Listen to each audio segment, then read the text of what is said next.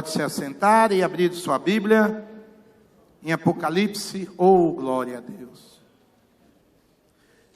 Queridos, nós estamos chegando, que bom que você está aqui. A gente aguenta até o resto da semana depois de um culto, né? Fala a verdade, a gente se renova, não é verdade? Eu agradeço a Deus, faz falta um culto durante a semana, quando a gente não vem, parece que a sexta fica mais longe. Agora quando você vem para a igreja na quarta noite, vai ficando mais rápido, chegando no domingo, graças a Deus. Queridos, nós estamos chegando, eu falei isso domingo, você quer ver? Quantos aqui já estudaram ou ouviram um sermão sobre a igreja de Sardes? Nunca ninguém já estudou. Quem estudou teologia, ok. Se você me perguntasse, das 7 igrejas, Oswaldinho, tira uma para a gente pular. A gente só tem 6 semanas para estudar. Pula uma, arranca uma. Eu tiraria de hoje. E eu estou dizendo isso porque a base da conversa de Jesus com todas essas igrejas é o conhecimento dele sobre elas. Lembra, Jesus está encorajando a sua igreja. Ele está dizendo que em breve ele vai voltar. Ele está inspirando, encorajando os irmãos a permanecerem firmes na fé. Agora tem o seguinte: não tem como permanecer firme de maneira errada. Então, eu sempre coloco aqui o versículo 1 do capítulo 2, Jesus nos lembrando: olha, eu sou aquele que tem as 7 estrelas em sua mão direita e anda entre os 7 candelabros de ouro. Conheço. Por quê? Porque o Senhor quer resgatar uma igreja onde Ele, conforme nós cantamos, derrama seu amor, mas Ele também trabalha na intimidade dessas igrejas. Nós vamos falar hoje da igreja de Sardes. E hoje em dia, lá na Turquia, Sardes é considerada não mais uma cidade, mas um vilarejo. E ele é um vilarejo anexado à região de Esmirna, que foi a segunda igreja que nós estudamos.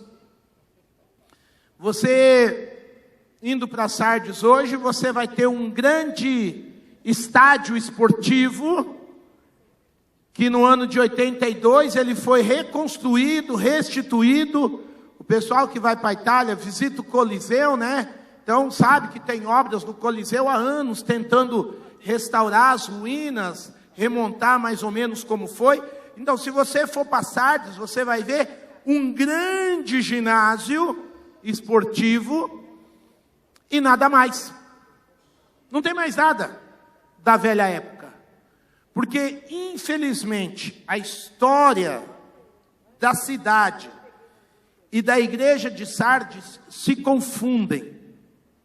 Como gente que perdeu tempo na vida, como gente que patinou na história, como uma cidade ex-poderosa e uma igreja que tinha tudo para acontecer, mas não aconteceu. Abra sua Bíblia em Apocalipse, capítulo 3, nos versos de 1 a 6. E é um dos retratos mais tristes dentre as 7 igrejas com quem Jesus tem que conversar antes da sua vinda. Ao anjo da igreja de Sardes escreva: estas são as palavras daquele que tem os 7 Espíritos de Deus e as 7 estrelas. Conheço as suas obras. Você tem fama de estar vivo, mas está... Se você puder, grifa isso na sua Bíblia. Você tem, igreja, fama de estar vivo, mas está morto. Verso 2: esteja atento, fortaleça o que resta, que estava para morrer, pois não achei as suas obras perfeitas aos olhos do meu Deus. Lembre-se, portanto, do que você recebeu e ouviu. Obedeça e arrependa-se. Mas se você não estiver atento, virei como um ladrão, e você não saberá a que hora virei contra você. Abre um parênteses aqui. Parece estranho para você, verso de número 3, que Jesus está dizendo que vem como um ladrão. Ele é um Deus santo. E ele fala para essa igreja: fica atenta, senão virei como um ladrão. Deixa Deus trabalhar. Verso de número 4. No entanto, você tem aí em Sardes uns poucos que não contaminaram as suas vestes. Eles andarão comigo vestidos de branco, pois são dignos. O vencedor será igualmente vestido de branco. Jamais apagarei o seu nome do livro da vida, mas o reconhecerei diante do meu Pai e dos seus anjos. Aquele que tem ouvidos, ouça o que o Espírito diz às igrejas. Como eu disse para vocês, o vilarejo de Sardes, todo mundo tem aí um resuminho? Todo mundo está com um resuminho? O vilarejo de Sardes, como é conhecida hoje, fica na província de Esmina, e não é à toa que eu posso chamar a história da igreja e da cidade de dormente, de quem dormiu no ponto, de quem tinha tudo para ser grande, mas se apequenou. Em 1190 antes de Cristo, ela foi a capital do reino da Lídia, que era um reino muito poderoso, sob o governo de um rei muito rico chamado Creso. Creso era um rei muito rico. Quem aqui já ouviu falar do mito do rei Midas? Lembra aquele rei que tudo que tocava virava ouro? Então, reza a lenda que que a cidade de Sardes, ela é cortada pelo rio Pactolus. Então, que agora se chama Gedisneri. Se imagina que os antigos reis lídios recolheram a areia desse famoso rio Pactolus, porque foi nesse rio que o rei Midas lavou as mãos para perder aquele toque, porque ele tinha matado até gente que ele amava encostando nessas pessoas. E diz a história que realmente as areias da grande cidade de Sardes eram areias auríferas. Essa cidade grande e poderosa, que já tinha sido capital de um grande império, depois Ciro, que está na Bíblia, um grande imperador persa, foi o primeiro a tomar essa cidade para si. Depois Alexandre o Grande também tomou. Houve outras guerras nessa cidade de Sardes, até que Antíoco, um outro rei poderoso greco-romano, também tomou conta dessa cidade. Então, por causa da sua riqueza, do seu poder, sempre foi uma cidade com muita riqueza, com muitos exércitos, tinha dinheiro para comprar soldados, comprar muito material, produzir muito material, e ela era muito famosa. Até que em 17 depois de Cristo, teve um grande terremoto nessa cidade, que aí acabou de vez. Aí ela ficou em ruínas. Essa cidade, nós vimos aí, Jesus não fala de nenhuma grande idolatria, sabe por quê? Porque em 334 antes de Cristo, ela era uma cidade que tinha o seu estilo arquitetônico muito estudado, e eles tentaram colocar um grande templo para Ártemis. E sabe obra no Brasil, que começa e você nunca sabe quando termina? Foi parecido o templo de Ártemis. Jesus veio e não tinha acabado esse templo. Então era uma cidade que também não tinha nenhum destaque gigantesco na sua religiosidade, mas ela tinha sido sim uma cidade bélica, poderosa. Mas Oswaldo, você falou que por 2 ou 3 vezes ela foi tomada por grandes imperadores. Primeiro Ciro, depois Alexandre, depois Antíoco. É verdade. Ela fica meio que num vale. Ela construiu grandes muros, mas esses grandes muros não puderam conter os seus inimigos. Quando Babilônia vai enfrentar Jerusalém, Jeremias fala que homens da Etiópia e da Líbia que levavam escudos, aí ele cita, homens da Lídia que empunhavam arco. Esse povo da Lídia é o povo da cidade de Sardes. engraçado, ela tinha tudo para ser forte militarmente, mas nem sempre foi. Então ela era uma cidade que passou, dormiu no ponto, perdeu sua chance. A igreja não era diferente nessa cidade. Nós não temos quase nada dos registros, pelo contrário, quando Jesus aparece, junto a tudo que a história diz, essa igreja, infelizmente, é criticada pela realidade que ela não ocupou, pelo seu potencial que não aconteceu. O grande R.H. Charles, um bispo anglicano, diz que, como a própria cidade, a igreja tinha renunciado sua antiga promessa, pois a sua história espiritual, assim como a civil, pertenciam ao passado. Ou seja, ela não é uma cidade que mostrou ao que veio. E quando eu disse para vocês que se eu pudesse eu pulava a igreja e a cidade de Sardes, é porque ela lembra muito o nosso Brasil. Esse já foi o país do futuro. Esse já foi o país de celeiro missionário. Esse já foi o país da terra do avivamento. É sempre que se fala do Brasil, se olha para a promessa antiga que não aconteceu. Está sempre para acontecer, mas está sempre olhando como o seu melhor algo que foi no passado. E aqui não é diferente na cidade e muito menos na igreja de Sardes. Por que eu digo isso? Porque o próprio Jesus não falou nenhuma palavra de ânimo, de premiação, de valorização da cidade ou da igreja como um todo. A reprovação de Jesus é simples e direta, porque Jesus está olhando o coração daquela igreja. E quando ele olha o coração daquela igreja, ele compara a igreja à cidade. E aí Jesus fala, olha, conheço as suas obras. Você tem fama de ser uma igreja viva. Mas diante do meu Deus, diante dos meus olhos, você estava para morrer. Eu não achei as suas obras boas. Essa igreja tem fama de estar viva, mas está morta. Das 7 igrejas do Apocalipse, na igreja de Sardes, Jesus Cristo não faz menção de nenhuma doutrina estranha, nenhum falso profeta, nenhuma grande idolatria. Jesus também não fala de nenhuma escassez de recursos materiais ou pessoais, porque tudo que aquela igreja passa é que ela tinha vida. Ela passa a ideia de que ela tinha vigor, mas como eu disse, quando Jesus olha por debaixo dos panos, ele não vê isso.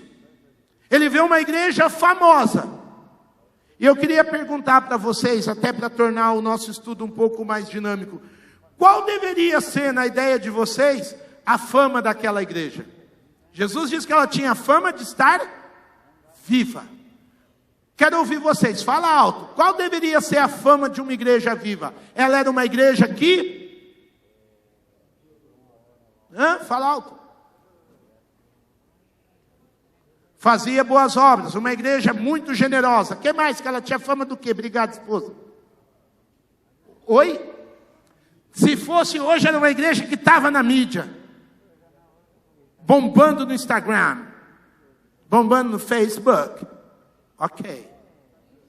Muitos membros, cheia. Todo mundo queria dar uma passadinha na igreja de Sardes.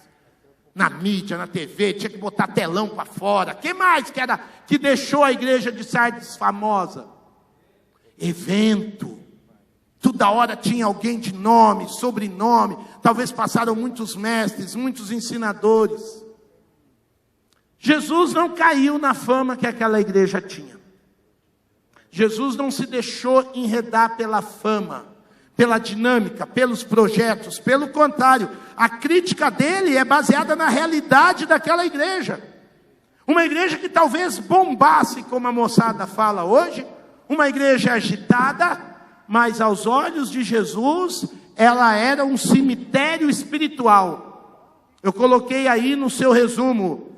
O Senhor diz que as obras daquela igreja eram deficientes. Ele vai dizer de maneira muito clara no verso 4. Né? que as obras daquela gente, as vestes daquela gente, está contaminada. O que aquela gente fez, aos olhos de Deus, não eram obras perfeitas, não eram obras excelentes.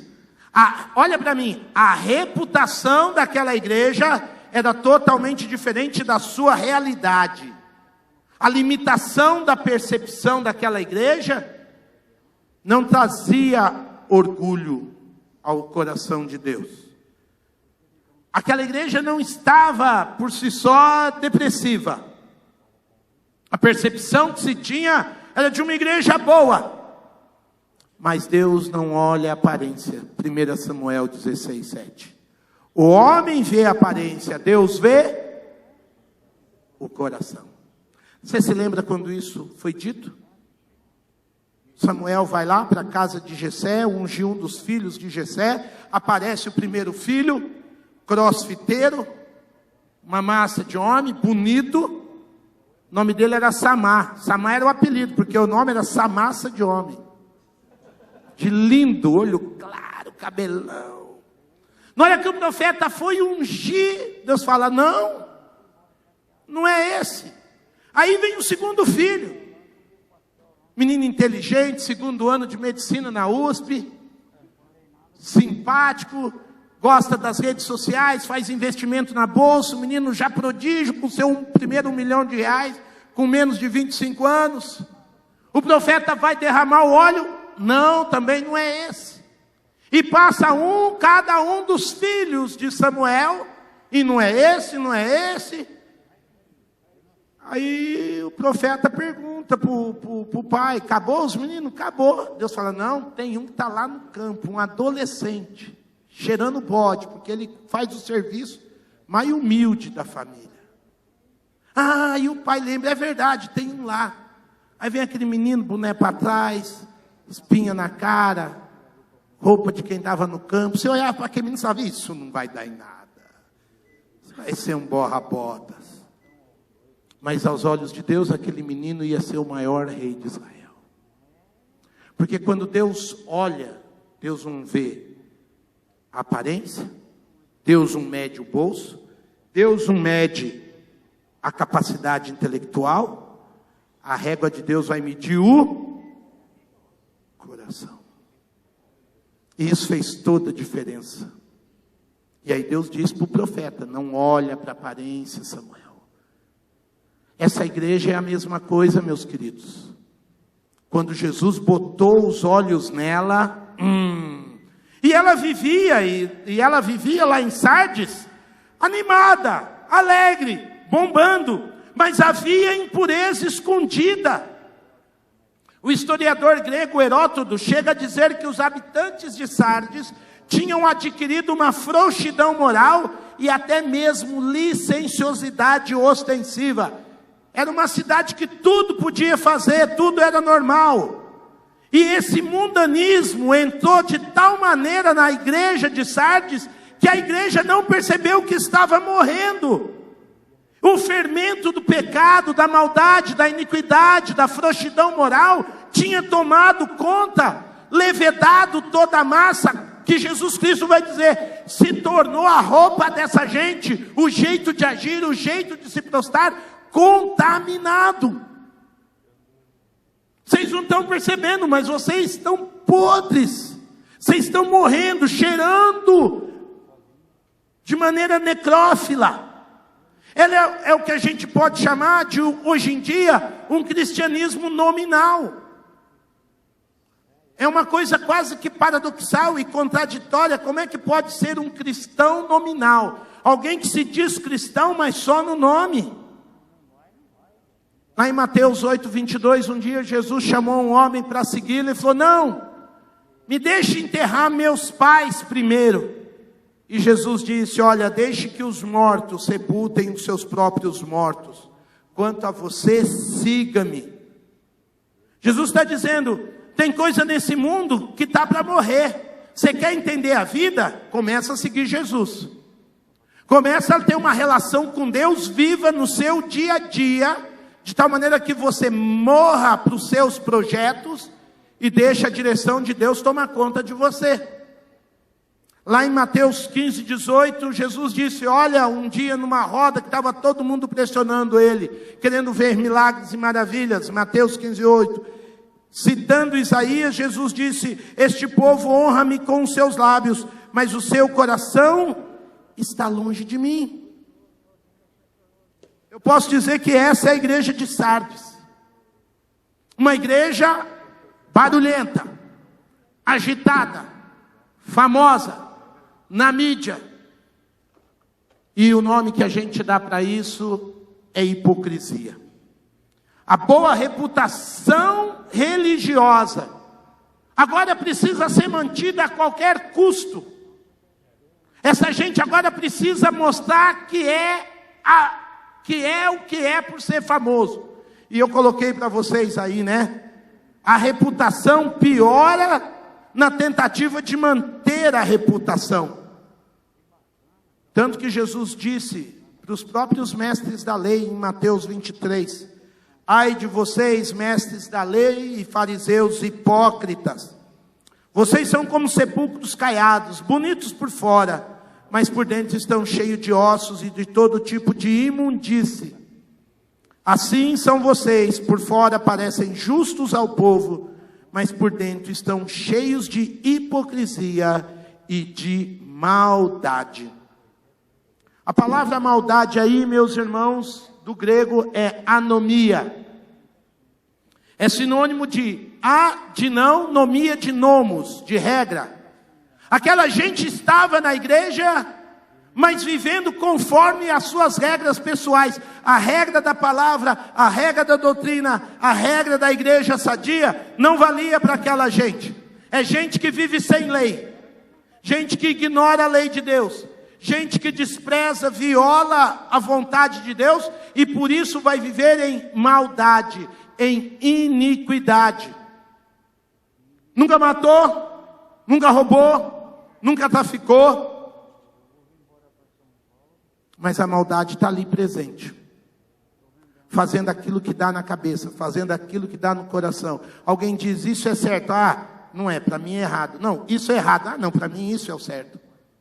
Gente que faz aquilo que dá na sua própria cabeça, anomia. Mas na frente dos outros não assume a sua condição, não assume o que pensa, porque quer ser aprovado pelos outros, precisa dar uma boa imagem de si mesmo. Jesus chama isso de hipocrisia. E essa manipulação de reputação com hipocrisia vai matando o ser humano por dentro. Essa simulação, esse faz de conta religioso, essa formalidade sem poder, sem amor, sem realidade, essa aparência externa sem integridade de coração, é condenada aos olhos de Deus. Essa é a igreja de Sardes. Irmãos queridos,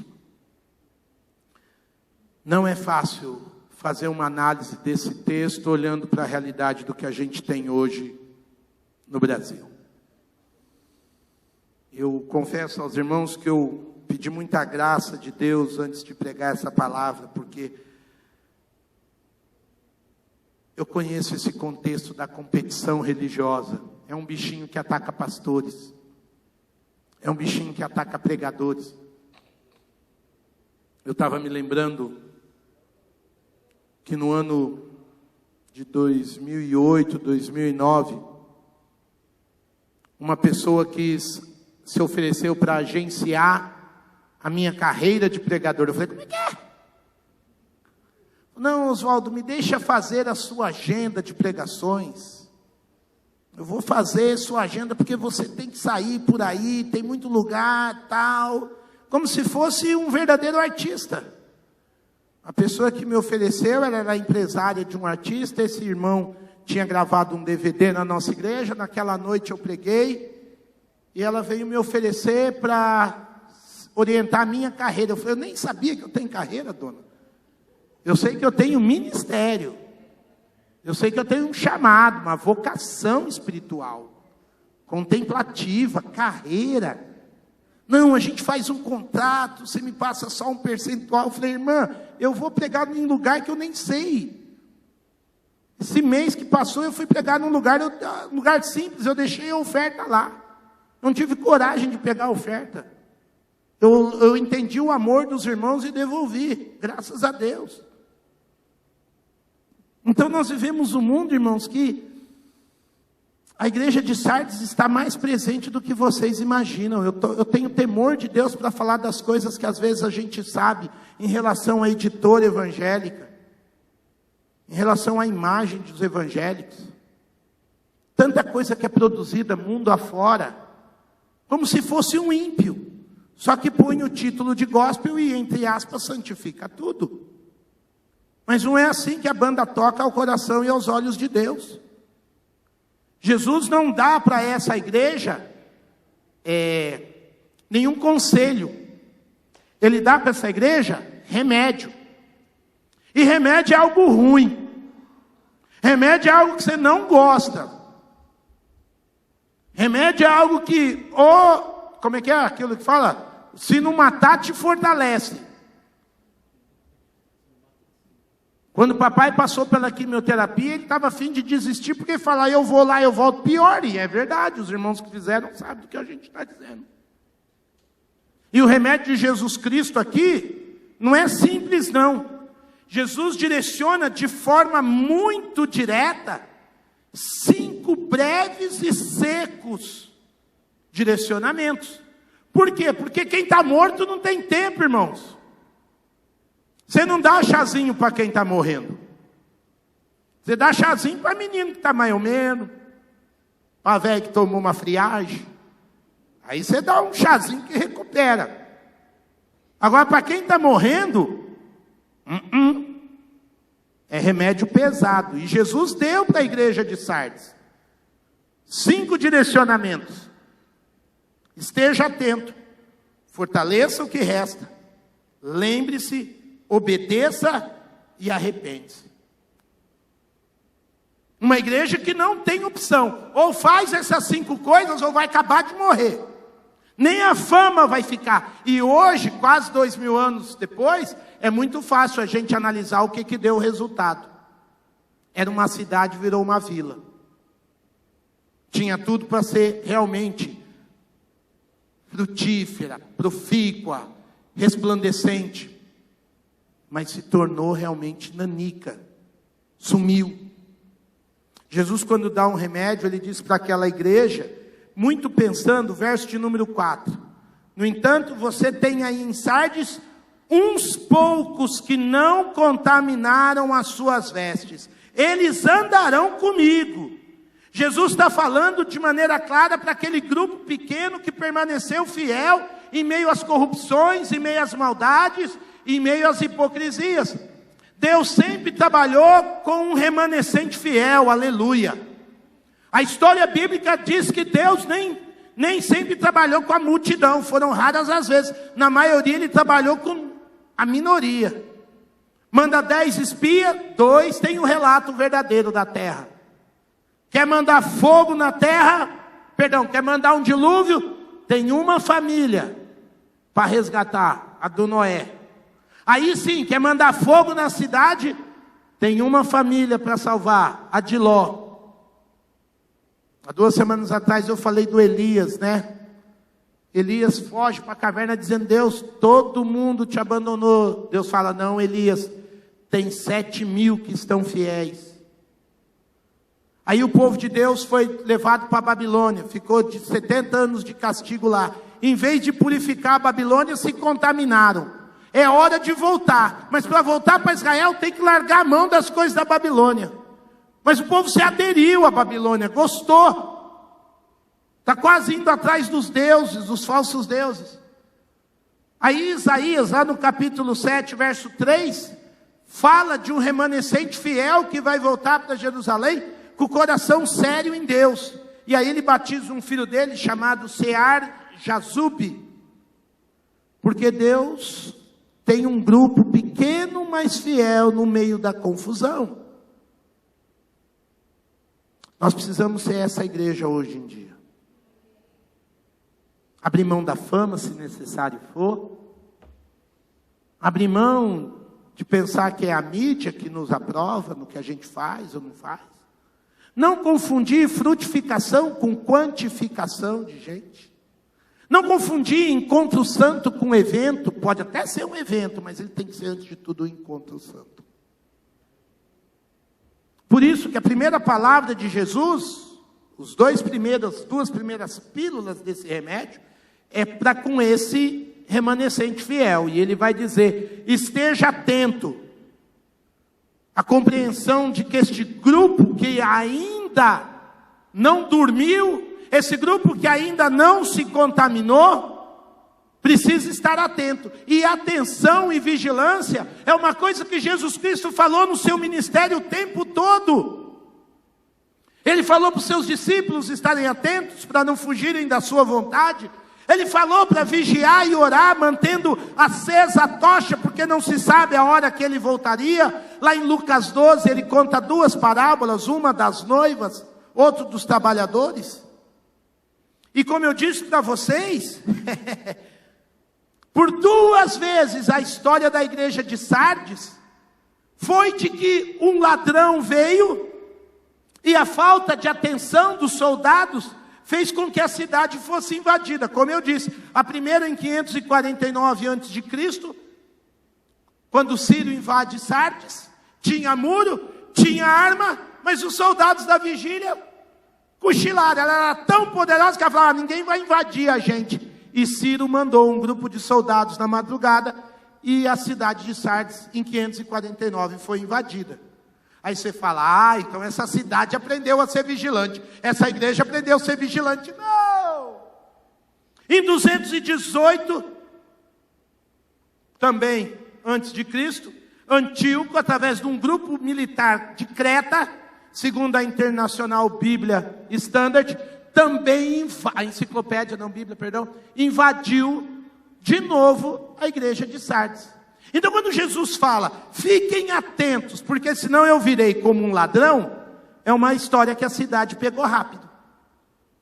A gente não pode dormir. Lá em Minas o povo fala assim: cochilou, cachimbo cai. Qual é a área que você às vezes acha que você está tão seguro, e de repente você está brincando com Deus? Talvez é a falta de vigilância na leitura bíblica, na devoção, no devolver ao Senhor aquilo que o Senhor te dá, a parte do Senhor, na pureza, na palavra. Qual é a área que você às vezes se acha tão seguro, que de repente você já está começando a cochilar? Deixa eu dizer uma coisa para vocês: eu não sei nadar. Eu não sei nadar. Oswaldo Júnior já quase morreu afogado 3 vezes. Você fala: como, Oswaldinho? Porque eu pulo na água. A primeira eu achei que a água levava.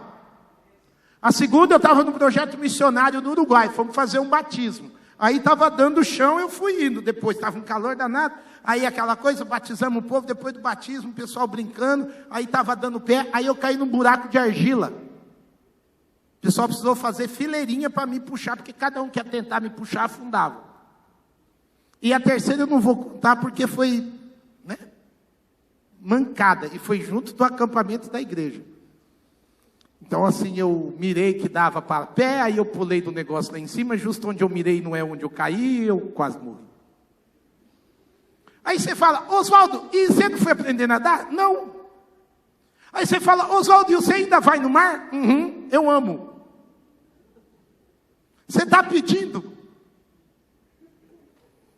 né? Talvez você está fazendo o mesmo com a sua vida espiritual. Você está brincando com as coisas de Deus, com a palavra de Deus, com valores que você sabe que você devia viver. É assim que a igreja de Sardes foi se contaminando. Ela não estava atenta.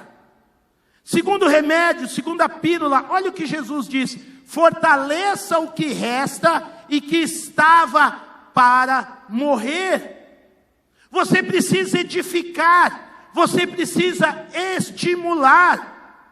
Você como igreja precisa sair do patamar que você está e mirar um crescimento em alguma área da sua vida, em alguma área do seu coração, em alguma área dos seus talentos. Você não pode permanecer o mesmo, porque o mesmo significa regredir. E o cristão é chamado para avançar. Eu coloquei 2 referências bíblicas, porque ali em Atos 18, Paulo prega numa série de cidades, ele e Barnabé. Depois ele volta fortalecendo essas igrejas, continuando a edificar, continuando a crescer. Lá em Romanos capítulo 1, verso 11, ele fala que a igreja precisa continuar crescendo. Os indivíduos que formam a igreja, homens e mulheres. Se você é novo da fé, eu entendo você tomar o leitinho espiritual, mas você tem que continuar galgando crescimento, você tem que mirar maturidade, você tem que mirar crescimento espiritual. Talvez você já não é novo da fé, mas você é instável, ora em cima, ora embaixo, ora animado, arrebatado, ora embaixo, arrebentado. Tem hora que Senhor, a bênção, glória a Deus, e tem hora que não vai, misericórdia. O que é essa instabilidade? Essa instabilidade é falta de alicerce, falta de profundidade. Falta de definir sua fé, sua crença, seus valores. Tomar decisões baseadas nos princípios de Deus. Não adianta você tentar levar só quando quer, só quando dá, não, é por isso da instabilidade. E quem que vai levar os mais novos à maturidade e os instáveis à profundidade? Os mais velhos, os amadurecidos, os mais fortes que não podem desprezar os mais fracos. Como é que a gente faz isso? Com exemplo, com amizade e com ensino. Os apóstolos voltavam nas igrejas e comiam junto, explicavam como é que é, escrevia a carta, gastava tempo, andava junto, abria a palavra, dava exemplo de vida. Por isso que tem que se andar junto numa igreja. Agora, pastor, mas a igreja está fraca. Não se abandona a igreja fraca. Se você está ali, você é forte, você está ali para alimentar a chama, colocar óleo nas lâmpadas. É isso que Jesus está dizendo para aquele grupo que não se contaminou.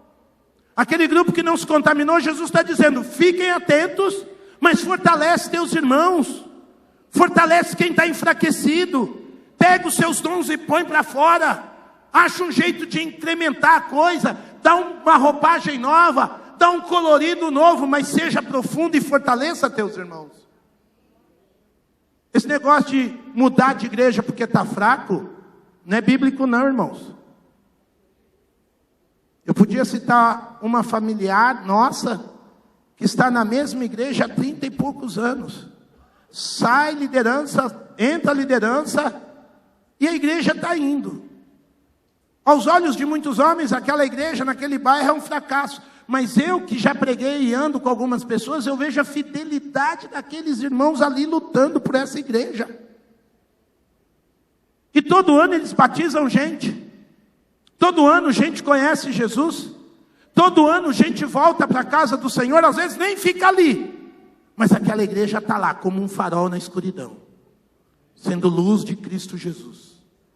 É lógico que muita gente prefere as igrejas mais badaladas.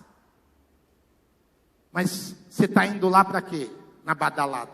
Para servir? Para amar? Para edificar? Ou só para consumir igreja no seu horário do jeito que você quer? Você vai lá para vestir a camisa, transpirar junto com aqueles irmãos? Ou só vai lá consumir para dizer que foi lá? E comprou uma camiseta, a caneca, viu o show e voltou para casa mais vazio do que foi. Jesus está falando com essa gente, com o remanescente. E agora ele fala com todos. Lembre-se, portanto, do que você recebeu e ouviu. O próximo ponto, Jesus vai dizer de obediência e arrependimento. Mas eu gosto de pensar o que diz John Stott. A estrada mais curta para o arrependimento é a lembrança. Quando nós vimos a igreja de Éfeso, Jesus Cristo disse para a igreja de Éfeso, lembre-se de onde caiu. A igreja de Sardes ainda não caiu. Ela está quase para cair. Então Jesus diz, lembre-se do que ergueu e fortaleceu você. Irmãos, vamos continuar conversando aqui que está gostoso hoje à noite. O que de mais precioso os irmãos entendem que a igreja de Sardes recebeu e ouviu? Porque Jesus está pedindo para eles lembrarem daquilo que eles receberam e ouviram. E não foi o evangelho. Ah, Oswaldinho, eu falo evangelho. Não foi o evangelho. Eles receberam algo mais precioso. A palavra estava ali. A sã doutrina ali era importante. Mas a sã doutrina por si só não pode ressuscitar morto. A letra por si não faz isso. Então, qual foi o bem mais precioso que essa igreja pode ter recebido?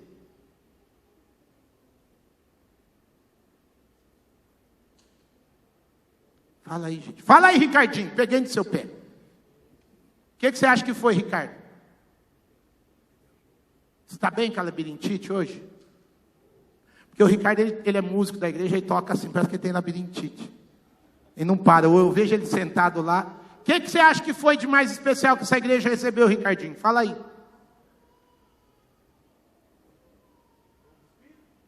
Oi? Você está perguntando ou está respondendo? O Léo falou. Obrigado, Léo. Exatamente, o Espírito. O Espírito. Senta no fundo para você ver se eu não pego no seu pé. Eu gosto de gente sentar na frente, aleluia. Só do fundo eu vou pegar no pé. Mais do que o texto, mais do que a letra, aquela igreja, Jesus está dizendo, vocês receberam o dom do Espírito Santo. A vida de Deus derramada em vocês. Tanto que, olha aí no verso 1, como é que Jesus se apresentou àquela igreja? Como é que Jesus se apresentou à igreja de Sardes? Essas são as palavras daquele que tem os 7 Espíritos de Deus e as 7 estrelas. Ou seja, Jesus se dirige em particular àquela igreja, não apenas fazendo uma descrição de si mesmo, mas tudo que aquela igreja precisava em particular. Ela tinha fama, mas ela não tinha um espírito. Ela tinha nome, reputação, mas faltava a vida de Deus nela. Faz sentido isso para os irmãos? É uma igreja que já tinha recebido e tinha um Deus que falava com ela. Tanto que, queridos, a ligação com essa expressão 7 Espíritos de Deus é a maior expressão da ação do Espírito Santo. Olha o que diz Apocalipse 4:5.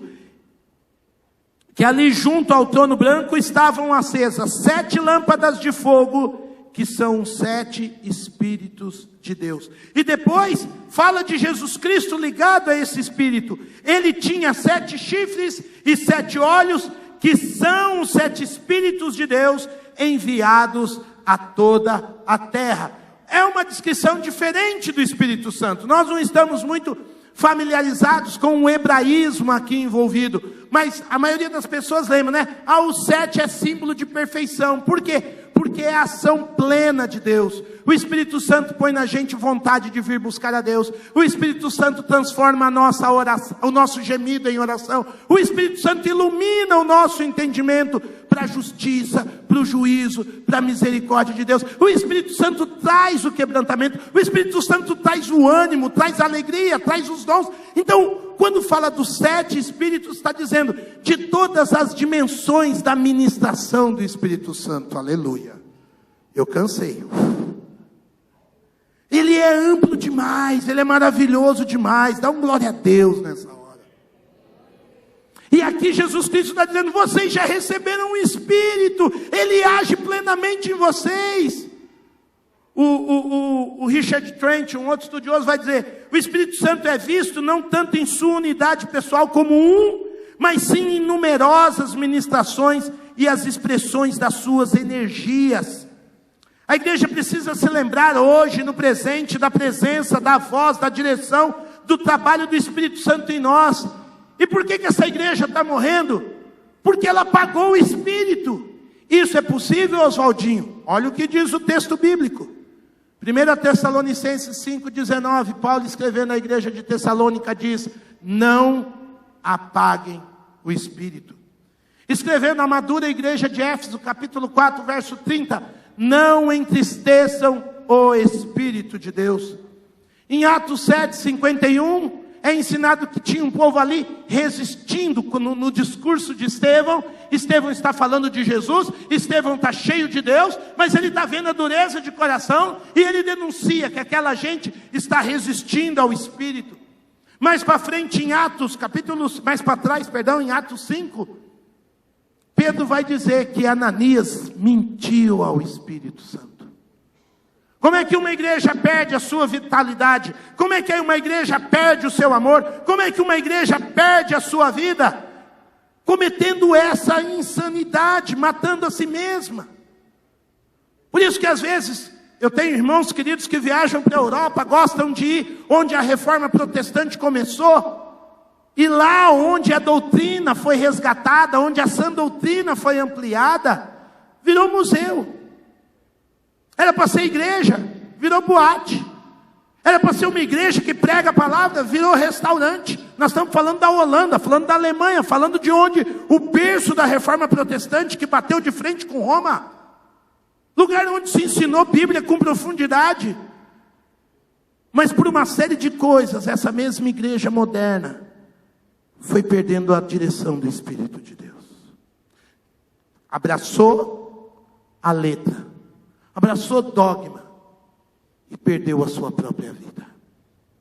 Que Deus tenha misericórdia de nós. Que Deus tenha misericórdia de nós. Por isso Jesus ainda diz: obedeça aquilo que o Espírito nortear, para que você possa ser mais cheio da sua presença. Verso 3: lembre-se, portanto, do que você viu e você ouviu, obedeça. Se tem uma coisa que o Espírito Santo tem dito a nós, e eu digo isso com muita certeza, é que nós devemos ser cheios. Ser cheio do Espírito é um imperativo que está lá em Efésios 5,18. Mas a mesma Bíblia diz que nós temos que orar no Espírito, Judas 20, que nós devemos pregar no Espírito, para que não sejam apenas palavras, mas que seja também demonstração do poder de Deus. Diz que a gente precisa adorar no Espírito, diz que a gente precisa viver no Espírito, Gálatas. Não dá para ser igreja apenas com a fama, apenas com as boas ideias, apenas com os bons projetos, apenas com os bons recursos, apenas com uma boa doutrina. Ou a gente tem dose profunda do Espírito para viver, ou a gente vai ser só mais um religioso. E a igreja de Sardes, com toda a sua fama, não conseguiu obedecer aquilo que o Espírito Santo está lhe dirigindo. Nós somos uma igreja hoje no Brasil que fala do Espírito, mas que aos poucos vai desobedecendo o que o Espírito pede de nós. É sensível a diferença, é sensível o chamado, é coisa de gente que realmente paga o preço para ouvir sobre isso e deixa o seu coração ser dirigido. Por isso que Jesus coloca, eu acho lindo, olha para a sua Bíblia, Jesus não fala, se arrependa e obedeça. Primeiro ele diz, obedeça, e depois ele diz, se arrependa. Porque a gente está acostumado a pensar, né? Eu vou me arrepender, aí depois eu vou obedecer. E para uma igreja que está resistindo ao Espírito, Jesus diz, você já ouviu. Agora não se trata de dizer, Deus fala comigo, Ele já falou. Amém? A maioria de nós aqui sabe, né? Há 3 meses atrás aqui na igreja, os irmãos estavam falando sobre ser cheio de Espírito, ser cheio de Espírito. Acordar de manhã, buscar na madrugada, vir orar à noite, tirar tempo para a palavra, tirar tempo para Deus, meditar no ensino. Você já sabe. É uma questão de obediência. E quando a gente obedece, a gente não quer voltar para trás. E aí o coração da gente se torna um coração de fato arrependido. E arrependimento aqui, meus queridos, tem a ver com aquela perspectiva não de quem fez uma grande burrada na vida, nunca mais eu faria isso. Não, arrependimento aqui é desistir de qualquer outra maneira de viver que não seja estar cheio do Espírito de Deus. É evitar fazer as coisas na minha própria carne, na minha própria autossuficiência, comigo no comando das coisas, comigo dirigindo o que eu acho que é certo e errado. Tanto que o termo arrependimento aqui é metanoeo, é mudar de ideia para melhor. Olha que lindo, é mudar de ideia para melhor e de coração. É ter aversão aos erros que já cometeu no passado. Não é um erro momentâneo, mas eu já cansei de andar vazio. Eu já cansei de andar com os famosos. Eu já cansei disso. Eu não quero mais isso para a minha vida. Eu me arrependo dessa vida murcha, sem graça, religiosa. E eu vou buscar uma vida de gente que ora no Espírito, que adora no Espírito, que vive no Espírito, que está mais preocupado com os frutos para a glória de Deus do que a fama diante dos homens. Eu estou mais preocupado com o que Deus está fazendo no meu íntimo do que aquilo que os outros vão pensar de mim. Eu estou mais preocupado em deixar a graça e a misericórdia de Deus me mudar moralmente, mudar meus caminhos antes mesmo de eu errar, do que ficar ouvindo o que está na moda dito por A, B ou C. É um arrependimento de gente quebrantada. Não porque se lambuzou do pecado, mas porque reconhece que precisa viver pertinho de Deus. De que Deus é sua suficiência, seu conselheiro, seu amigo, sua inspiração, que a palavra é seu norte, que a palavra é sua direção. E eu acho lindo, querido, porque Jesus Cristo vai nos versos 4 e 5 mostrar de gente que quer andar com Ele. Gente assim já começou a ser recompensada e nem percebeu. Olha o que ele diz das recompensas e das promessas no verso de número 4. Olha o que ele diz: no entanto, você tem aí em Sardes poucos que não contaminaram suas vestes. Eles andarão comigo, vestidos de branco, pois são dignos. E o vencedor será igualmente vestido de branco. Ou seja, eles já estão andando com Jesus, já estão evitando as contaminações, evitando as reputações seculares, evitando só ter a aprovação dos homens, e nem estão percebendo o quanto Deus já está agraciando as suas vidas. Por isso o Senhor diz que eles ganharão vestes brancas. Quando você estuda Apocalipse, não pense que Deus é racista, não. Porque você vai ver veste branca, pedra branca, nuvem branca, cavalo branco, trono branco. Eita! Tem outra cor? Não tem. Mas aqui naquela época, como eu disse aí para vocês, o branco está diretamente relacionado a uma vitória. Por quê? Porque o tipo de competição que eles tinham sujavam muito as roupas. E roupa naquela época era um negócio muito mais caro do que hoje. Não tinha Ariel, não tinha Omo. Não é essa limpeza que você faz na máquina, não. Era beira de rio. Então, quando a pessoa ganhava uma veste branca, conservava. Tinha a ideia de alguém que venceu a si mesmo. Então a ideia aqui é de uma vitória conquistada com justiça, conquistada com pureza. E o que é lindo é que Jesus vai dizer que essa gente é digna de vestir isso, pois são dignos, final do verso 4. Agora, onde está a dignidade dessa gente? Presta atenção. Porque normalmente na nossa sociedade a gente pensa que alguém digno é alguém que fez por merecer, não é verdade? E Jesus Cristo está dizendo que a dignidade dessa gente é porque eles aprenderam a andar com Ele e depender mais do Espírito dEle, dos 7 Espíritos de Deus, do que de si mesmo. Apocalipse, capítulo 7, verso 14 diz: estes são os que vieram da grande tribulação, que lavaram suas vestes e as alvejaram, as tornaram brancas no sangue do Cordeiro. Ou seja, gente que andou com Jesus de tal maneira, que como eu, é gente que não valia nada, mas porque passou a andar com o Cordeiro, é que se tornaram dignas. Não é uma autodignidade, ou dignidade pela sua capacidade. Olha o que diz ainda Apocalipse 22, 14. Felizes, aleluia, os que lavam as suas vestes, e assim têm direito à árvore da vida, e podem entrar na cidade pelas portas. Jesus Cristo está falando de maneira clara: olha, anda comigo, que eu vou mostrar de fato como é que você tem que andar. Talvez você não vai andar de uma maneira que os homens vão te dar fama, que as pessoas vão aplaudir você, mas você vai entrar pela cidade santa de maneira gloriosa. Estudar Apocalipse, meus amados irmãos, antes de tudo é uma quebra de paradigma. É menos nós e mais Deus. É menos presente e mais futuro. É menos material no sentido de querer e é mais doação no sentido de buscar a vontade de Deus. A igreja de Sardes deixa esse contraste gritantemente. Jesus ainda fala do registro perpétuo de gente que anda com ele. O vencedor, verso 5, será igualmente vestido de branco, e jamais apagarei o seu nome do livro da vida.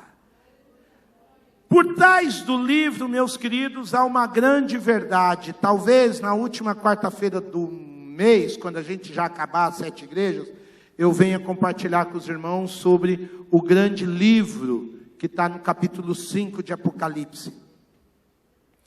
Porque livro aqui é um símbolo do registro de Deus, da vontade de Deus, da direção de Deus. E aqui Jesus Cristo está dizendo, eu jamais, porque alguns ali estavam brincando com Deus, na cidade de Sardes. Dessa igreja famosa, alguns ali não iam permanecer em Deus, já estavam com suas roupas contaminadas, já estavam com seu coração totalmente distorcido, mas estavam ali no meio dos crentes só para fazer volume. E Jesus está dizendo, essa gente não vai ter o nome no livro. Essa gente não vai ser conhecida por mim, como ele diz lá em Mateus. Por trás do símbolo do livro há uma grande verdade. Quando eu registro o seu nome, eu sou fiel a vocês eternamente. Eu vou dirigir vocês além da primeira morte. Apesar das suas imperfeições, apesar dos seus limites, apesar da sua incapacidade humana, o julgamento virá sobre os infiéis, o julgamento virá sobre os hipócritas, o julgamento virá sobre aqueles que não vivem no Espírito. E eu gosto da expressão que está aqui, porque jamais apagarei, no grego ficaria, nunca, de modo nenhum, apagarei. Se os homens do seu tempo estão medindo a sua fidelidade e vão te rejeitar porque você não está na mídia, eu, ao contrário, eu vou envolver vocês. Eu vou trazer vocês para perto de mim. Eu vou dar o valor que está debaixo daquilo que ninguém percebe. E medir o coração de vocês do jeito que agradar o meu Deus e Pai. É isso que significa, jamais apagarei.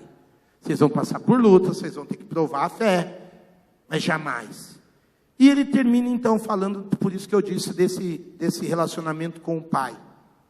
Eu reconhecerei diante do Pai, verso 5, eu reconhecerei diante do meu Pai e dos seus anjos.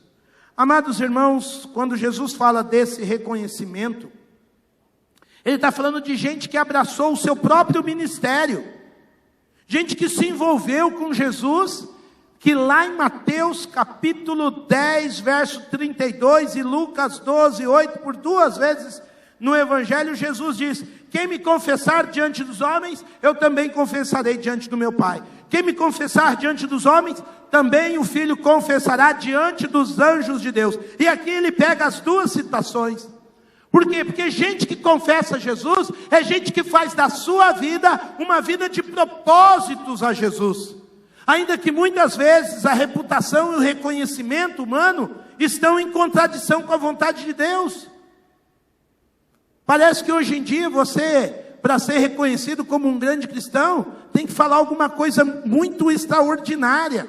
Eu estou estupefato ouvindo aí nas internets da vida, um monte de terminologia que eu não vejo na Bíblia. A turma quer o extraordinário de Deus sem aprender a viver no ordinário. Quer viver em cima do nuvem sem aprender a andar na terra. Quer orar sobre um Deus Pai, mas que nunca é Senhor da sua própria alma. Eu chamo Ele de Pai, Paizinho, mas no fundo da vida eu faço o que eu quero. Isso não significa confessar a Cristo Jesus. Confessar a Cristo Jesus é, por mim eu faria tal e tal e coisa. Por mim, Oswaldo, eu assinaria um contrato com a moça que queria me representar. Mas essa é a vontade de Deus? Não é. Não é. A vontade de Deus é que o Oswaldo seja o Oswaldo, aonde ele andar, nos bairros que ele andar, com as pessoas que ele andar. Não precisa ter tantos mil seguidores no Instagram. Outro dia tinha um camarada na internet, você ia entrar no YouTube, somente em coisas cristãs, e ele falava, eu trabalhei para o pastor fulano de tal, eu trabalhei para o ciclano de tal. Aí ele está atrás de uma igreja lotada, ele fala assim, agora você precisa aprender mídia digital comigo. Será que eu vou conseguir encher essa igreja? Aí ele faz assim, está a igreja lotada. Eu não sei o que ele prometeu para aquela gente, mas eu sei que aquilo não vai para o céu. Coisa boa, não é? Tá aí, quem já viu isso no YouTube? Só eu que vi, não? Um ou outro viu. Você fala, o que esse cara está vendendo para essa gente? Será que Jesus está envolvido com esse trem, meu Deus? Porque fruto demora, irmãos. Você já educou filho, você sabe o que eu estou dizendo. Você discipular uma pessoa leva tempo, fruto demora. Vem tribulação, vem luta, vem provação. E hoje em dia tem um pessoal facilitando a coisa mais do que a pernambucana. Aí eu falo, de onde sai isso? O Senhor da igreja está dizendo aqui para nós, o seu propósito de vida tem que ser intenso para comigo, para que na mesma intensidade eu confesso você, diante do Pai e diante dos anjos. O Senhor da igreja está dizendo diante do Pai, o mundo não sabe quem é vocês, os que andam de branco.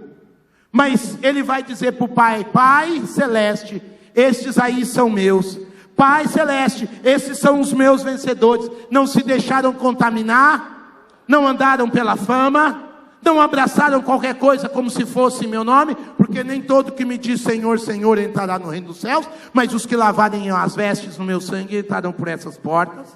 Então aí os meus co-herdeiros da glória, gente que decidiu viver, amar e servir a Cristo, cheio do Espírito Santo e não cheio de si mesmo. Não cheio de si mesmo.